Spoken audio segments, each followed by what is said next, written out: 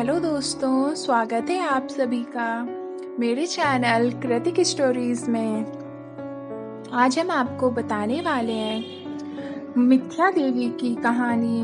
किस तरह से मिथ्या देवी ने कलयुग में घर घर में अपना अत्याचार फैला दिया है।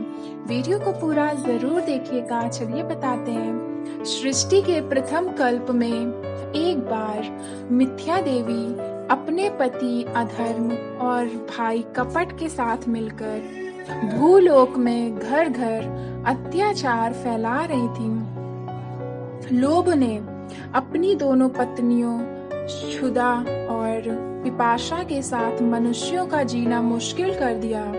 लोग एक दूसरे का धन, भूमि, पुत्री तथा पत्नियों का हरण करने लगे। चारों ओर व्यभिचार फैल गया। अधर्म और मिथ्या देवी का शासन हो गया। प्रजा त्राहि त्राहि करने लगी। तब सप्त ऋषियों ने महामाया परमेश्वरी की उपासना व घोर तप किया। आदि शक्ति माता ऋषियों को उनकी तपस्या का फल प्रदान करने के लिए प्रकट हुई। भूतल में धर्म को स्थापित करने के लिए तथा अधर्म का नाश करने के लिए माँ ने अंश रूप में अपने शरीर से अग्निदेव तथा उनकी पत्नी स्वाहा देवी को, यज्ञ देव तथा उनकी पत्नी दीक्षा देवी और दक्षिणा देवी को, पितृदेव तथा उनकी पत्नी स्वधा देवी को, पुण्य देव तथा उनकी पत्नी प्रतिष्ठा देवी को, सुशील देव तथा उनकी पत्नी शांति देवी और लज्जा देवी को, ज्ञान देव तथा उनकी पत्नी बुद्धि देवी, मेधा देवी, धृति देवी को अपने शरीर से उत्पन्न किया और अधर्म तथा मिथ्या देवी की सत्ता को समाप्त करने के लिए आदेश दिया।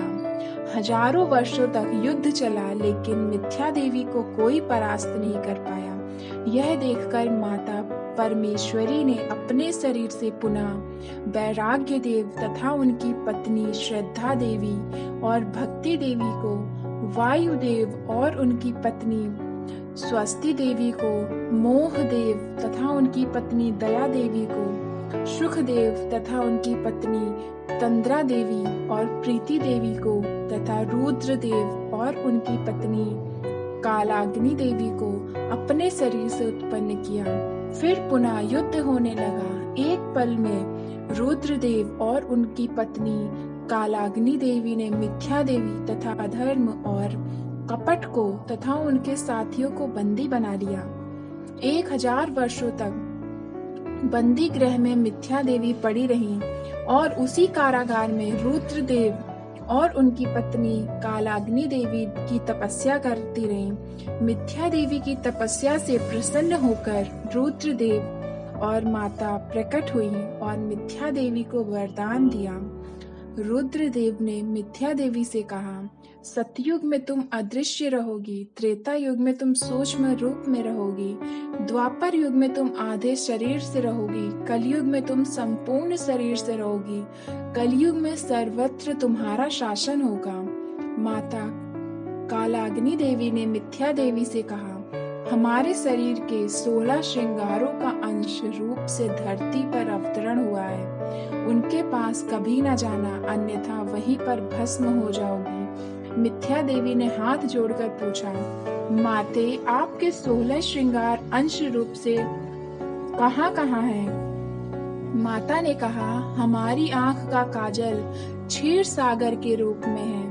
हमारी मांग का सिंदूर शेष नाग का रूप धारण करके विष्णु की शेष शैया बनकर क्षीर सागर में है। हमारे पांव का महावर वृक्ष रूप में कौशल देश में है। जब विष्णु का राम रूप में अवतार होगा, तब मेरे भक्त कच्छप का केवट रूप में जन्म होगा। केवट इस वृक्ष को काटकर नाव बनाएगा और उसी नाव से केवट विष्णु रूपी राम को गंगा के पार उतारेगा। हमारे भाल की बिंदी गोकुल में गौ रूप धारण करके कृष्णावतार में कृष्ण के साथ रहकर उनकी लीलाओं का रास पान करेंगी। हमारी चूड़ियां नदी का रूप धारण करके सरयू नाम से जानी जाएंगी, जो राम की लीलाओं का रसास्वादन करेगी। हमारी पायल पीताम्बर का रूप धारण करके हमेशा कृष्ण के शरीर पर विद्यमान रहेंगी।